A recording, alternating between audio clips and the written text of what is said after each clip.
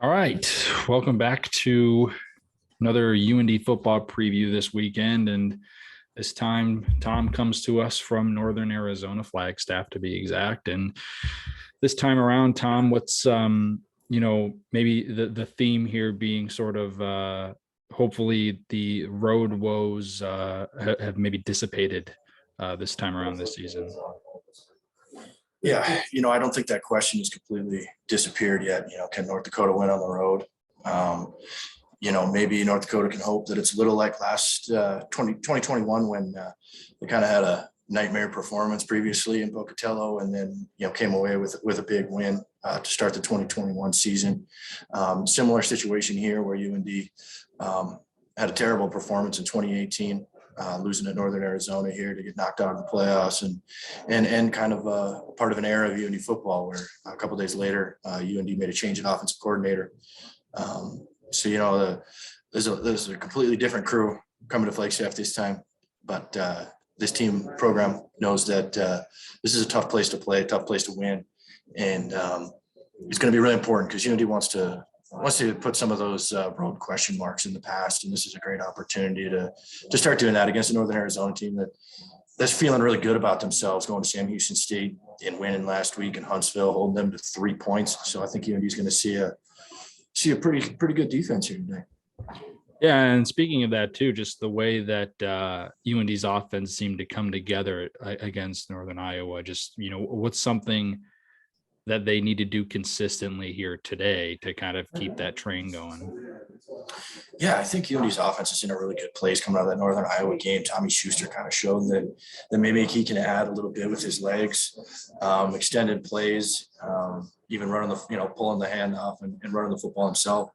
So, I think UND's offense is in a really good place. Can Red Wilson find some more room to run? He was a little banged up last week, but still managed to be effective. Garrett Mogg is continuing to distance himself from an injury in August that held him out of a lot of the preseason stuff. So, and Braden Bryant comes back at guard today, a guy who was penciled in as a starter most of fall camp, a junior college transfer.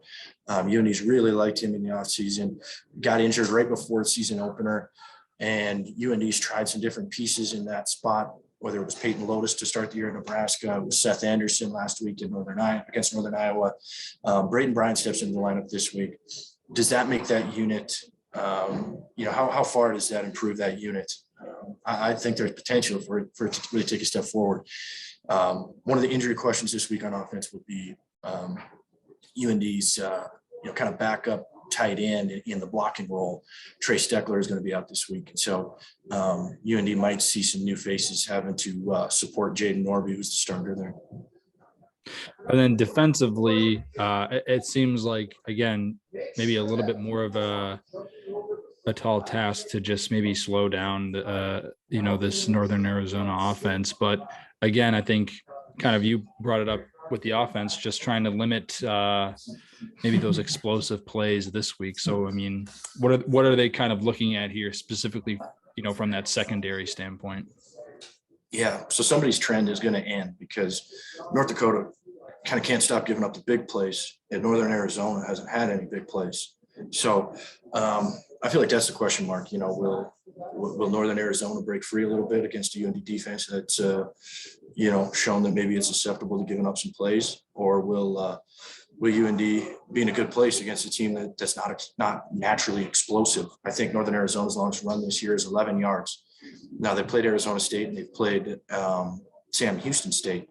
But, if North Dakota was in the same position against those two teams, I feel like that would be a considerable concern. So, that'll be something I'll be curious about.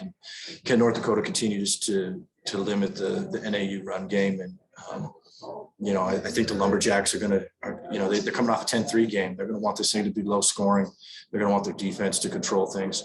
And the last time North Dakota was here, the quarterback was sacked 6 times, threw 2 picks, and 1 was returned for a touchdown. So, I'm sure that NAU would love to see some of that again. And then it's the home opener for Northern Arizona too. So just kind of that, that stage, that mindset coming in for UND and, the struggles that they've had on the road in the past couple of years. What's maybe, what's the perfect storm here for them in order to take advantage of just a pretty good stage for Northern Arizona. Yeah, I think people are going to be excited. It's the home opener here at Flagstaff. That always makes a difference. And noise gets trapped in domes. There's something to be said about that. I know in North Dakota played in front of 85,000 people in Lincoln, Nebraska, but there's just something about intimate environments that's challenging. And North Dakota has a redshirt freshman center, and snapping has been an issue here and there. So Northern Arizona would love to take advantage of some very green offensive linemen in North Dakota. I know you definitely get some quick seasoning when you play in Lincoln, Nebraska, and then against Northern Iowa, which is considered a very tough line of scrimmage team.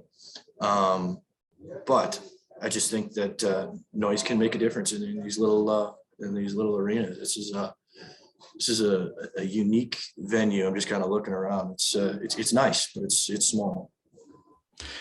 Gotcha. And then any predictions today, final score, just any sort of pick 'em predictions maybe? Yeah, I feel the same way I felt in Pocatello to start the 2021 season. It's just hard to shake that last time you were here type feeling. But I think that North Dakota, is the right opponent here for Northern Arizona. Just I don't think Northern Arizona is capable of busting the big play as much as North Dakota seen and gone up against this year.